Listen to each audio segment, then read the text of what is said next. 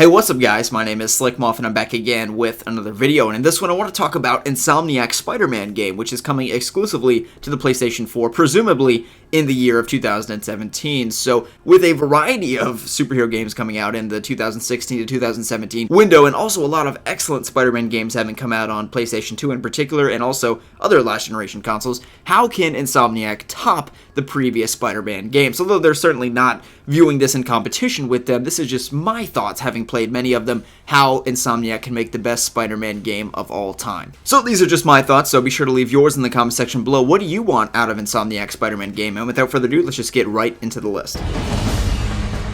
No pressure, right? So even with the epic assortment of superhero games that we've gotten over the last few years, few have truly nailed the introspective view of the hero behind the mask. And this is actually the least comic book accurate thing, so to speak, of most superhero games, in that there is such a skewed percentage of the time that is spent playing as the hero, him or herself. In my experience reading Spider-Man comics over the past 14 years, many Spider-Man comics focus on Peter Parker as much, if not more, as they do Spider-Man. And although I do not expect or want Insomniac to create a Peter Parker Sims game, I would love to see how Peter interacts with the people around him and how he juggles his career, family, friends, and other alter egos while still trying to protect the city that he loves.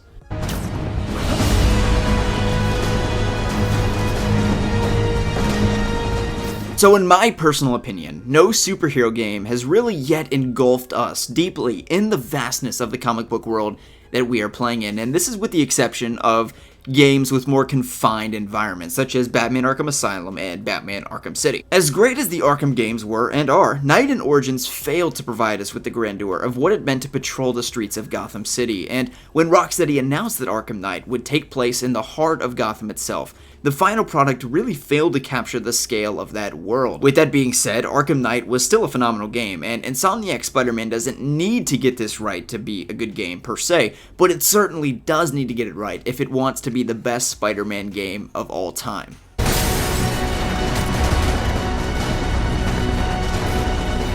So, in the number 3 spot, we have side missions, and this one actually goes hand in hand with my desires for a rich and complete map environment. And although it comes to no surprise that free roaming will be a feature present within the game, it has been actually in past Spider-Man games, the challenge becomes how you make that gameplay intriguing, and if not an assortment of full-blown side missions, then just things to do around the city. For example, stopping a bank robbery in progress, or locking up a man that's trying to steal a purse from an old lady. All of these, in combination with the main story, will help the world to feel as rich and complex as possible.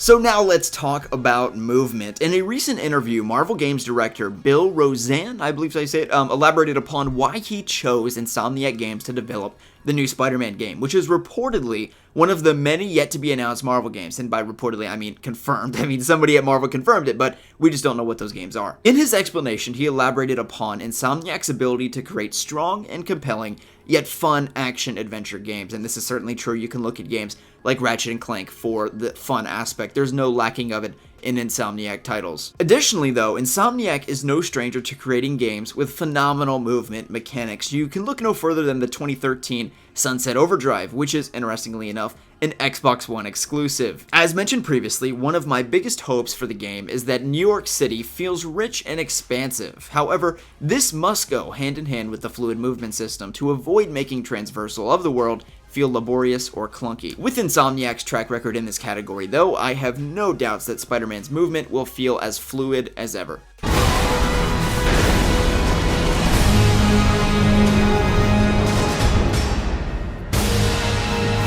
Even if the world building doesn't exceed the Spider-Man universe, introducing supporting characters such as J. Jonah Jameson and Spider-Girl is a great way to help kickstart the future of the Marvel Games universe. Maybe Marvel would even consider placing these future Marvel games in tangent with one another in a Marvel video game universe canon of sorts. Although certainly unprecedented, you can't lie that it would be pretty awesome to see Daredevil pop up in a Spider-Man Insomniac game, and that same Daredevil, voiced by the same guy, pop up in another standalone Marvel game, for example. I mean, the possibilities are truly endless. The question is whether or not Marvel will choose to do it or not. So anyway, guys, those are just my thoughts on the 5 things that Insomniac should do to make this Spider-Man game the best Spider-Man game of all time. And I have no reservations that they will do just that. I cannot wait to see what they've been working on and to see some gameplay. It's going to be a great year for comic book video games, as if 2016 wasn't enough. I hope you guys have enjoyed the video. If you did, you can feel free to give this one a thumbs up. And again, be sure to leave your comments on how you think that Insomniac can create a killer Spider-Man game in the comment section below. My name is Slcmof, and we'll see you